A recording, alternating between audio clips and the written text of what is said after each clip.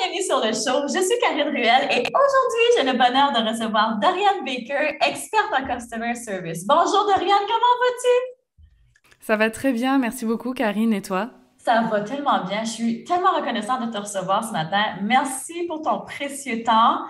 C'est très apprécié. Avec plaisir. Avec Écoute, plaisir. tellement contente que tu sois là pour jaser de Customer Care parce que comme on jasait là, rapidement avant qu'on commence à enregistrer, c'est tellement important le Customer Care et le plus, c'est important dès le début, mais le plus notre entreprise grossit, le plus il est impératif d'avoir des systèmes pour soutenir ce Customer Care-là à mesure que notre entreprise grandit. Et comme dans n'importe quel domaine, que ce soit de la productivité, si quand notre entreprise est petite, on n'a pas pris de bonnes habitudes, ben, quand notre entreprise grossit, souvent, c'est le chaos qui grossit avec. Fait que avant qu'on rentre dans le bref du sujet, puis que j'aimerais ça que tu nous donnes des trucs, des conseils pour optimiser notre customer care, je veux savoir d'où te vient cette passion pour le customer care. Parce que ce que j'ai vu sur ton site, ça fait quand même un bon moment que tu es dans le domaine. Donc, ça a commencé où tout ça? Alors ouais, effectivement, ça fait déjà 11 ans que je travaille dans ce domaine. En fait, je vais devoir remonter un petit peu dans mon histoire pour te dire comment ça m'est venu. J'avais commencé des études supérieures en fait après le bac. En France, on passe un bac et ensuite on fait des études genre à l'université. Et en fait, ça me plaisait pas du tout. J'en avais marre d'être à l'école, d'être enfermée, assise dans une salle de cours. Ça correspondait pas à ma personnalité, à ce que je voulais faire. Et en fait, donc j'ai commencé à travailler à 19 ans. Donc j'ai eu des expériences dans des marques haut de gamme ou de luxe dans la mode française. Et en fait, j'ai commencé à appréhender la relation client. Dans des boutiques au départ. Et ensuite, j'ai travaillé dans une marque anglaise de cosmétiques dans laquelle j'ai vraiment découvert ce qu'était le customer care, le côté voilà chaleureux, la vraie relation, tu vois, avec les clients, etc. Et en fait, dans cette entreprise, j'ai au fur et à mesure gravi les échelons. Donc j'étais au départ en boutique, ensuite j'ai travaillé dans les bureaux à Paris, donc au siège social. J'étais assistante customer care, ensuite je suis devenue manager adjointe et j'ai terminé dans cette entreprise pendant un peu plus de 2 ans customer care manager, donc pour la France, la Belgique et le Luxembourg, pour le digital et pour un réseau de 50 boutiques.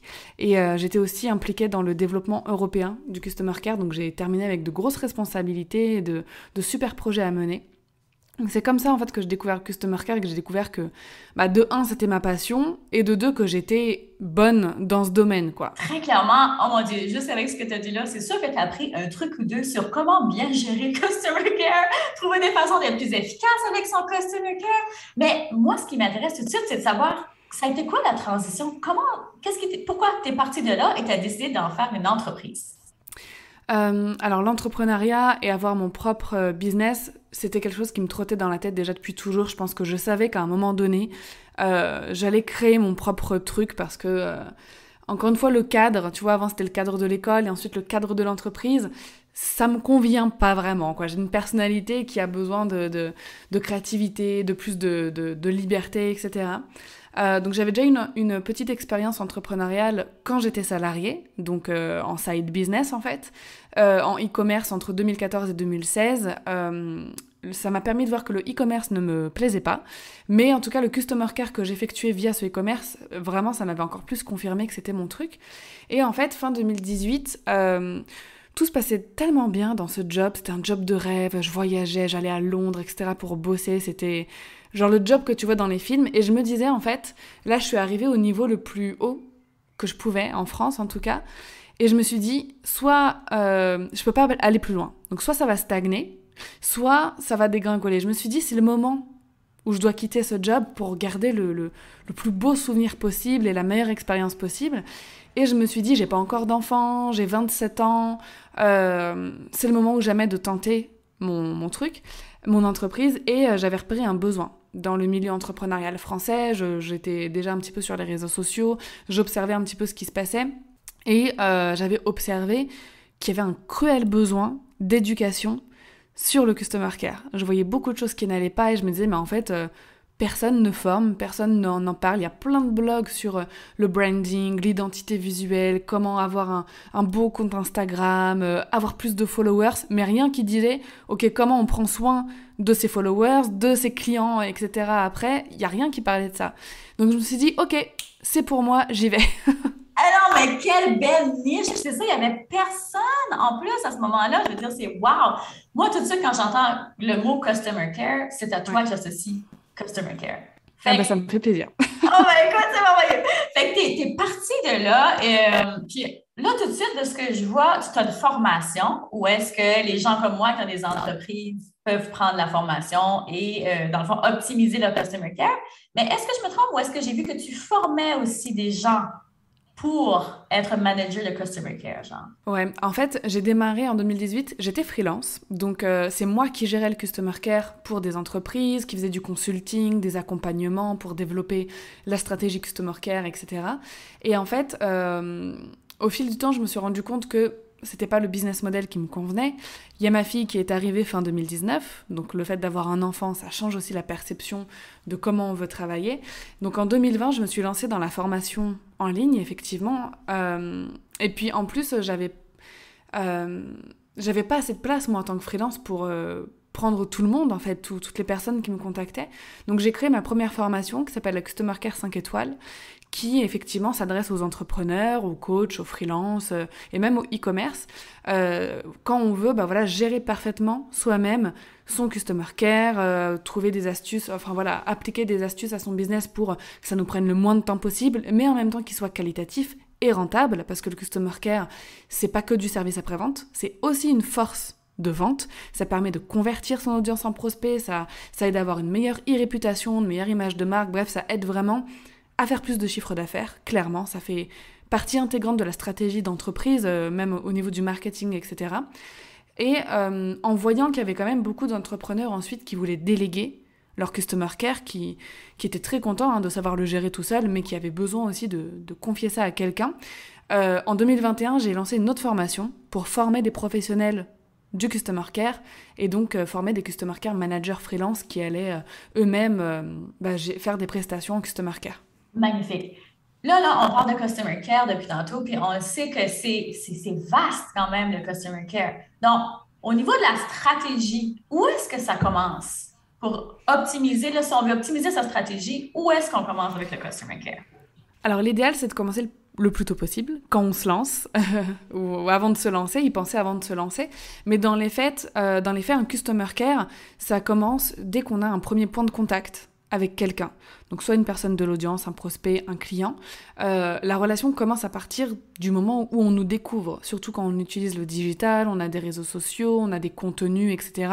Donc le customer care va commencer à ce moment-là. Le but, c'est qu'il ne se termine jamais, parce que le but, c'est de fidéliser les clients, de les faire racheter chez nous si jamais on a d'autres produits à leur vendre, soit d'en faire des ambassadeurs, donc ils vont nous recommander par la suite.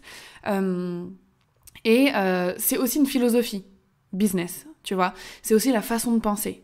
Dans son entreprise, le customer care, c'est vraiment prendre toutes ses décisions en fonction de son client idéal. Qu'est-ce qui va être le mieux pour lui? Est-ce que ça va l'aider dans sa problématique? C'est vraiment toujours penser à d'abord son client idéal, son audience, ses prospects, de se dire ok, est-ce que cette décision est bien pour eux? Est-ce que c'est customer care friendly, comme j'aime bien le dire? Oui, tellement. Ce que j'ai retenu de ce que j'ai entendu, c'est que c'est vraiment la philosophie aussi, hein. C'est pas juste dans les stratégies, c'est aussi comment on pense, comment on agit. Donc, de toujours, je n'ai pas envie de dire, ben oui, gentil, d'être toujours gentil, ça c'est une façon. Des fois, on peut avoir tendance à un peu, pas perdre patience, mais tu sais, il y a beaucoup de questions qui peuvent revenir souvent. Donc, je vois beaucoup des gens, des fois, qui perdent patience. Des fois, on le voit dans les commentaires des gens quand on voit des promos, des pubs ou des choses comme ça. Tu sais, on le voit, des gens qui répondent un peu sec, mais c'est toujours, toujours, toujours de répondre, même si la personne, elle est négative ou envers nous, choses comme ça, toujours super important de répondre de façon polie. C'est tellement, tellement important. La satisfaction client, les remboursements, tu sais, tout ça, il y a beaucoup de gens parfois qui... tu sais, je le vois, là, moi, mes clientes, là, ils sont comme, ah, mais là, j'ose pas trop. Mais oui, tu es 100 fois mieux de rembourser un client un client qui n'est pas satisfait, puis d'offrir le meilleur service après-vente, même si la relation est plus ou moins négative de l'autre côté, pour préserver cette relation-là, même si ça ne sera plus un client nécessairement. C'est tellement important, hein? Ouais, c'est vraiment essentiel de penser à ça. Et le mindset, quand on est chef d'entreprise, entrepreneur, c'est hyper important d'avoir ce fameux mindset de bienveillance envers ses clients, tu vois. Oui, oui, mindset de bienveillance, tellement important. Puis, si tu aurais des stratégies simples, mais avec genre beaucoup d'impact, qu'est-ce que tu pourrais nous donner? Qu'est-ce qu'on pourrait mettre là, concrètement en place? J'ai vu que sur ton site web, tu avais un super de beau freebie avec 5 templates, dans le fond, pour nous aider à répondre de façon gagnante pour gagner du temps avec les clients. Et ça, je trouve ça magnifique. On peut aller télécharger directement sur ton site. Je vais mettre le lien juste après dans les show notes.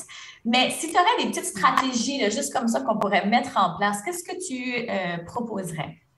Bah, effectivement, comme tu l'as dit, il y a le fait de se construire des templates de réponses déjà bien rédigés, avec la bonne forme, le bon corps du message, les bonnes informations, surtout pour les questions récurrentes. Les questions qu'on a tout le temps, voilà, qu'on nous pose tous les jours, etc. Et en fait, ça nous permet de les copier, de les coller dans le message auquel on doit répondre, mais de se focuser sur la personnalisation du message et donc la création de liens, et pas sur le fond, la forme, qu'au final, bah, on répète tout le temps. Il y a aussi une petite technique d'organisation que j'aime bien donner, parce que la plupart du temps, je remarque que quand il y a quelque chose qui ne va pas dans le customer care d'un entrepreneur, c'est parce qu'il ne considère pas ça comme une tâche à part entière de son business. C'est-à-dire qu'il va aller checker ses emails comme ça, 2-3 fois par jour, de façon aléatoire. Il va ouvrir ses DM plein de fois dans la journée, ce qui fait qu'à la fin de la journée, il aurait l'impression de faire que ça. Et de se dire, ok, ça me prend beaucoup trop de temps, j'ai tout le temps plein d'emails à répondre, j'ai tout le temps plein de commentaires, etc. Alors que si on se fixe 1 heure par jour, à un moment précis, et que après ça, on ne retourne plus sur ses DM, on ne retourne plus sur ses emails, et ben en fait, on batch la tâche, et on a l'impression qu'effectivement, ça ne nous prend pas de temps, autant de temps que ça. Et ça respecte un délai de réponse tout à fait raisonnable. Si jamais on se dit tous les jours à 9 h du matin, avec mon petit déjeuner ou avec mon café, je réponds à tout le monde partout. Et après, toute la journée, elle est libre pour faire autre chose, d'autres tâches que j'ai à faire. Déjà, ça libère de la charge mentale. Tout le monde a une réponse tous les jours, donc ça fait un délai de réponse de 24 heures.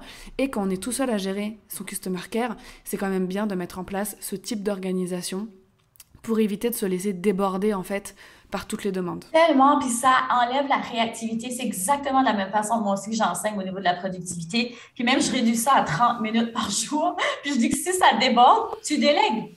Tu délègues, ça veut Ouais. dire que c'est trop. Exactement. Alors moi je dis 1 heure maximum. Après ça dépend bien évidemment du temps qu'on a accordé à son business et de si on aime ça ou pas, hein. Il y a aussi notre personnalité. Il y a des personnes qui adorent faire leur customer care et il y en a d'autres où c'est vraiment pas leur zone de génie. Donc effectivement, faut pas hésiter si on peut déléguer. Déléguer à une customer care manager freelance, c'est leur métier. Ils sont là pour ça. Ils font ça très très bien. D'ailleurs j'en ai formé plus de 50 à l'heure actuelle. Donc c'est vraiment un métier à part entière. J'ai une question pour toi. Est-ce que tu as une liste des gens qui ont gradué de ta formation? Ou est-ce qu'on peut, par exemple, si on cherche des gens qu'on veut engager, par exemple, on peut aller voir dans la liste?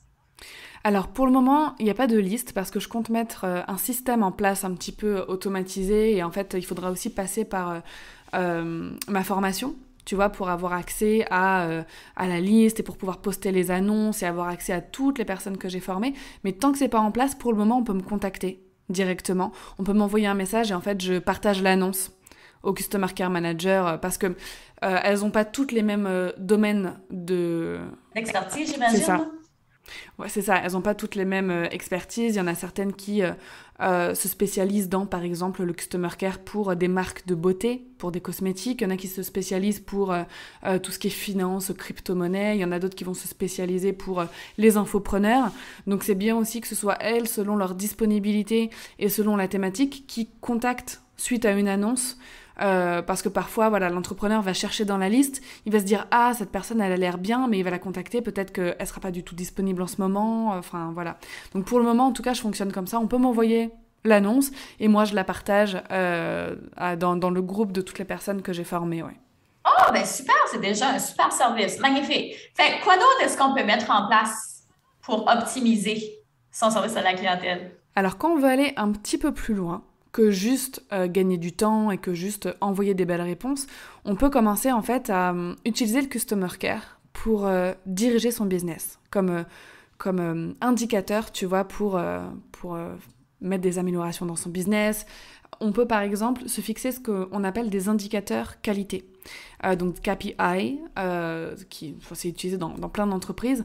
Donc on peut se mettre à calculer par exemple le taux de satisfaction d'un produit. Si on est formateur en ligne, coach, etc., créer un questionnaire de satisfaction à la fin d'un programme ou d'un produit, demander aux personnes qu'est-ce qui leur ont plu, qu'est-ce qui leur a moins plu, quelle est leur satisfaction, oui ou non, et donc ça, le taux de oui, ça nous donne le taux de satisfaction, est-ce qu'elles recommanderaient cette formation ou ce produit à leurs proches, et en fait ça, on peut calculer aussi un autre indicateur qui s'appelle le NPS, le Net Promoter Score, donc ce qui nous permet en fait d'avoir des chiffres pour voir si son customer care il est vraiment efficace, pour voir si nos produits plaisent vraiment. Et selon ces chiffres, en fait, on sait où se placer et on sait quelles améliorations faire. Tu vois, si on n'a que 55% de taux de satisfaction suite à un produit ou un service, on se dit, ok, donc là, il y a quelque chose qui ne va pas. 55% de gens satisfaits, c'est vraiment pas assez. Il faut que je mette quelque chose en place. Alors que si on ne fait pas cette démarche, de se fixer un objectif chiffré, de demander à ses clients, en fait, on ne sait jamais. Parce qu'il y a des clients qui ne prennent pas la peine de dire qu'ils ne sont pas satisfaits. Ils vont juste arrêter d'acheter chez nous, ils vont juste ne pas nous recommander, et en fait, on ne va pas savoir cette partie immergée de l'iceberg, en fait. Mais c'est ça, souvent on pense que ça va bien parce qu'on n'a pas justement de feedback qui est négatif, mais des fois c'est juste parce que la personne ne l'a pas voicé, ne l'a juste pas dit. Donc, tu conseilles peut-être d'envoyer des questionnaires de satisfaction après achat? Combien de temps après achat tu conseilles? Alors ça dépend quand est-ce que la personne obtient un résultat par rapport à l'achat. Si c'est un produit cosmétique et qu'on se dit ok, un pot de crème ça dure 2 semaines, et ben on va se dire ok, après réception on va envoyer le questionnaire de satisfaction 2 semaines après. Si jamais à la fin d'une formation on estime que les résultats ils sont obtenus juste après, on peut l'envoyer 3 jours après, 5 jours après. Ça dépend un petit peu vraiment de l'obtention des résultats selon son business. Après, si c'est des produits par exemple comme des coachings où on va avoir 6 séances et qu'après on va avoir, selon les personnes, plus ou moins beaucoup de temps après les séances de coaching pour voir les résultats, dans ce cas-là, il ne faut pas trop tarder. On peut envoyer dans les 15 jours qui suivent pour voir si quand même les personnes sont satisfaites du coaching, si elles voient déjà des résultats, etc. Mais sinon, je dirais vraiment de faire attention à ce moment où les personnes obtiennent les résultats justement de notre produit et de notre service. Oh, super. OK. Fait que là, on a le questionnaire, on a faire attention déjà dès le premier contact avec le client. Donc, déjà là, dans nos boîtes de messages et tout ça. Moi, personnellement, en tant qu'entrepreneur, puis je pense que c'est le struggle, la difficulté pour beaucoup d'entrepreneurs, c'est de déléguer cette partie-là parce que, puis j'ai hâte de voir ce que tu en penses, parce qu'on veut tellement être proche de nos clients, on veut tellement offrir le meilleur service. Des fois, dans notre tête, on a l'impression que le meilleur service client, c'est lorsque nous-mêmes, on prend le temps de répondre aux clients, right? Fait que ça devient difficile de déléguer parce que tu ne veux pas rendre ta compagnie froide ou tu ne veux pas avoir l'impression que la personne n'est pas importante parce que toi, tu ne prends pas le temps de lui répondre. Mais reste que d'un point de vue, on le sait, entrepreneurial, on a beaucoup de choses à faire. On sait que le client, c'est la chose la plus importante dans notre business parce qu'on n'a pas de client, on ne peut pas runner une business. C'est le cœur de l'entreprise. Mais quel conseil tu aurais donné comme aux entrepreneurs qui ont de la difficulté à déléguer justement cette partie-là, à engager quelqu'un pour justement faire leur customer care? Qu'est-ce que tu aurais comme conseil à leur donner? Alors si on part du principe qu'il y a vraiment besoin là de déléguer, soit parce que ça prend trop de temps, soit parce que l'entrepreneur n'a plus l'énergie, n'a plus la patience aussi d'offrir les meilleures réponses, vraiment il ne faut pas hésiter et il faut prendre sa posture aussi de chef d'entreprise. À un moment donné, on doit déléguer certains pans de notre business, même si on a l'impression que ce sera jamais aussi bien fait que si c'est nous qui le faisons, mais la plupart du temps, on se trompe. À moins qu'on soit professionnel de la relation client, c'est toujours les personnes dont c'est le métier qui vont mieux faire les choses. Par exemple, moi j'ai délégué la création de certains posts Instagram, je vois clairement la différence. La personne, c'est son métier, même si moi j'aime les faire, elle, quand elle les fait, elle va beaucoup plus vite, c'est beaucoup plus impactant, c'est beaucoup plus joli. Bon voilà, parfois il faut aussi prendre sa posture de chef d'entreprise, avoir un petit peu d'humilité et de se dire ok, quelqu'un d'autre est meilleur que moi pour faire ça. Et si on a peur en fait que ça rende l'entreprise froide, il faut tout simplement intégrer cette personne à son équipe et la présenter à son audience. De dire voilà, il y a une nouvelle personne qui va m'aider et puis peut-être l'intégrer petit à petit. Au départ lui donner les emails, puis ensuite les commentaires, puis ensuite les DM, voilà, faire vraiment petit à petit et peut-être mettre quelque chose en place une fois par semaine, un live, si on veut vraiment garder le contact avec les clients, dire bah voilà, moi je vais plus répondre aux emails, aux DM et aux commentaires parce que il y a une telle ou un tel qui est expert là-dedans, qui va prendre soin de vous, qui est vraiment formé par mon entreprise, mais par contre une fois par semaine ou une fois par mois, je ferai un live sur Instagram et je répondrai en live à toutes vos questions et on pourra garder le contact comme ça. Donc il y a toujours des moyens de garder du contact avec ses clients et je dirais même que ça permet d'apporter encore plus de valeur à ses clients, tu vois, de trouver une solution comme ça. Et ce que je dirais aussi, c'est qu'un vrai professionnel, une vraie Customer Care Manager bien formée, son but, c'est de s'adapter au branding et à l'identité de l'entreprise. Donc, elle va complètement s'imprégner de la façon de communiquer, du tone of voice, des émotions à transmettre. Et en fait, voilà, quelqu'un de bien formé, il donnera toujours un excellent Customer Care, en fait. Moi-même, tu vois, je prends mon exemple, je suis professionnelle du Customer Care, je fais tout mon Customer Care toute seule, sauf pour un produit, le campus Customer Care, justement, l'école qui forme des Customer Care Managers, parce qu'il y a beaucoup trop de travail, si j'étais toute seule, c'est une Customer Care Manager qui s'en charge. Et pourtant, c'est mon métier, mais j'ai eu aucun souci à déléguer, et ça a été hyper bien pris, les gens la considèrent comme, elle fait partie de l'équipe de ce produit-là, et ça n'a jamais posé aucun problème que ce soit quelqu'un d'autre qui réponde, en fait. Oh, j'adore ça, c'est tellement des bons exemples. Et c'est tellement vrai. On se met nous-mêmes. C'est une question de mindset, hein. Bien souvent, on se met nous-mêmes ces propres peurs-là, ces propres Exactement. blocages-là, quand au fond, ça va rien changer. Puis même, ça va optimiser quand on fait les choses comme il faut et qu'on trouve la bonne personne pour Ouais. occuper ce poste-là dans notre entreprise. Je trouve ça vraiment fantastique. Si tu aurais d'autres conseils, aurais-tu un autre conseil à donner justement sur le customer care? Comment optimiser? Un autre conseil pour optimiser son Customer Care, ce serait d'intégrer le Customer Care dans sa stratégie marketing. C'est-à-dire que souvent, on fait la différence entre stratégie marketing pour vendre et Customer Care, ce qui fait que parfois, certains entrepreneurs vont utiliser des stratégies marketing pas du tout Customer Care friendly. Donc tu vois, qui peuvent induire l'audience et les prospects en erreur, ou qui vont forcer des ventes alors que les gens n'en ont pas forcément besoin. Et le fait d'inclure du customer care, donc du care déjà dans sa stratégie marketing, c'est-à-dire par exemple si on a un tunnel de vente avec des Facebook ads par exemple, donc les ads ça va ratisser large, ça va aller chercher des gens qui ne nous connaissent pas, il faut se demander ok, qu'est-ce que je mets en place derrière pour échanger avec ces gens que c'est moi qui décide de ramener. Parce qu'il y a aussi ce côté prendre ses responsabilités. Je décide d'aller chercher des nouvelles personnes, de faire grossir mon audience. Donc il faut aussi que je mette des choses en place pour répondre à leurs questions, pour les accueillir, etc. Donc on peut peut-être se dire, je vais mettre un live chat sur la page d'atterrissage des Facebook Ads pour que les gens qui me découvrent puissent me poser des questions sur le live chat. Et en fait, on se dit souvent que c'est une perte de temps, mais en fait, le customer care, le fait de rendre disponible soit un customer care manager, soit nous-mêmes pour répondre instantanément aux questions, c'est hyper rentable. Il faut savoir que le live chat sur le web, c'est un taux de conversion de plus de 10%. Donc ce qui est même plus qu'une liste email. C'est fou, hein? C'est fou, c'est ça. Parfois, on hésite à débourser justement pour avoir quelqu'un qui est là, toujours disponible ou soi-même. Des fois, de son temps, on hésite à investir son temps-là, mais la conversion le prouve là vraiment. Ouais. Wow! Ouais, avoir une fenêtre de live chat, souvent on n'ose pas parce qu'effectivement ça prend du temps. Soit du temps, soit de l'investissement pour que ce soit quelqu'un d'autre qui le fasse. Mais le live chat c'est très rentable. Surtout si on met ça sur une page de vente par exemple. Les gens sont là sur la page de vente. On appelle ça des prospects chauds. S'ils posent une question à ce moment-là, ils ont besoin de la réponse tout de suite pour les aider à prendre leur décision.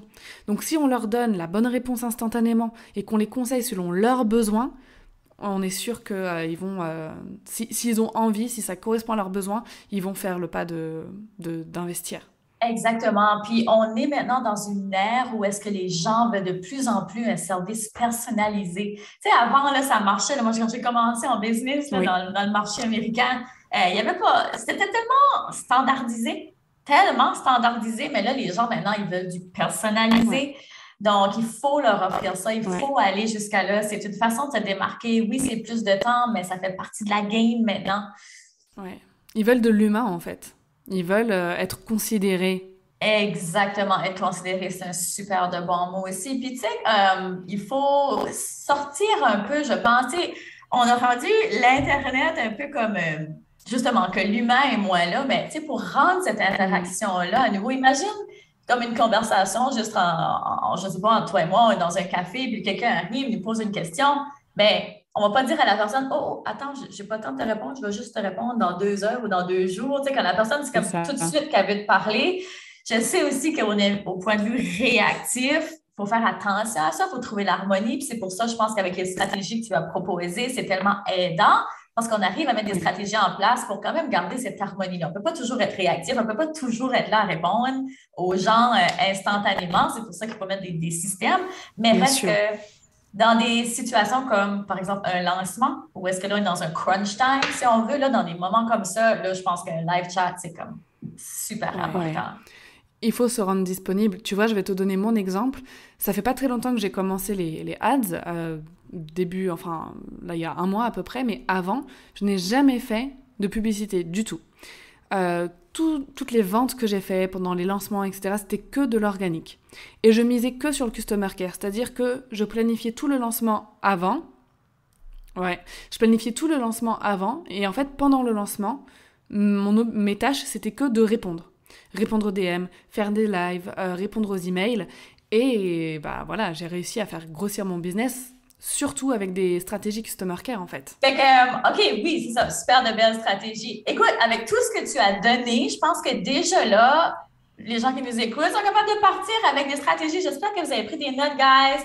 Mais vraiment, c'est le meilleur conseil, là, si on termine sur cette note-là, là, le meilleur conseil que tu dirais aux gens pour vraiment garder en tête que c'est important, le customer care, puis de l'appliquer maintenant, qu'est-ce que tu aurais à dire comme petit conseil pour terminer? Euh, je vais sortir une statistique euh, qui dit que 86% des gens, des consommateurs, sont prêts à payer plus cher pour vivre une belle expérience client.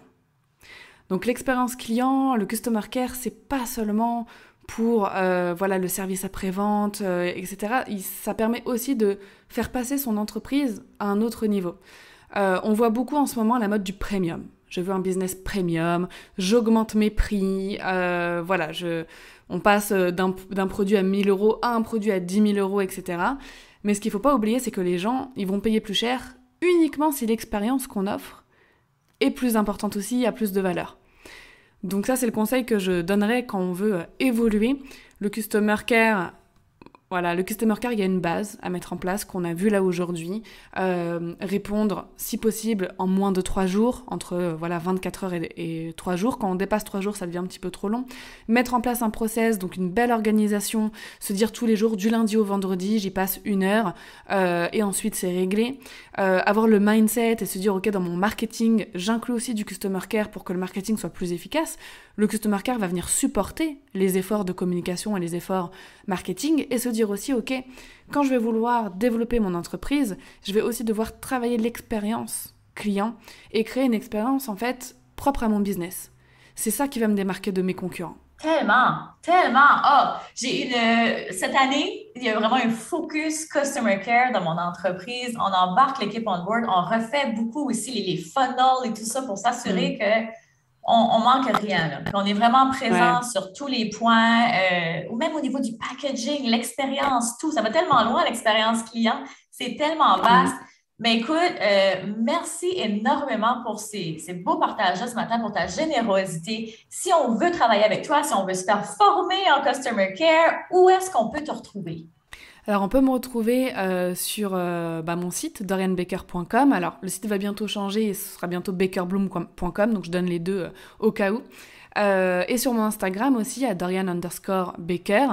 J'ai également un podcast. Si jamais on veut se former gratuitement, mon podcast, il a déjà plus de 130 épisodes. Donc, il y a de quoi faire.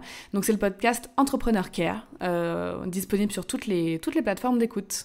Oh, magnifique. Je vais mettre tous ces beaux liens-là dans les show notes. Puis clairement, moi-même, je vais aller écouter ton podcast parce que je trouve que c'est vraiment tellement intéressant à écouter.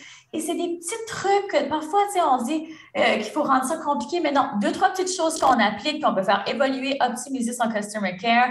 Fait que, encore une fois, merci tellement d'avoir été là. Merci tout le monde d'avoir été là. Et sur ce, on se retrouve la semaine prochaine. Bye! Merci, bye! Bye! Vous venez d'écouter le podcast Altitude. Pour ne rien manquer des prochains épisodes, abonnez-vous au podcast et cliquez sur le 5 étoiles. Vous pouvez aussi consulter nos outils gratuits créés pour vous au www.podcastaltitude.com. Merci d'avoir été là et à très bientôt dans le prochain épisode Femmes d'Altitude.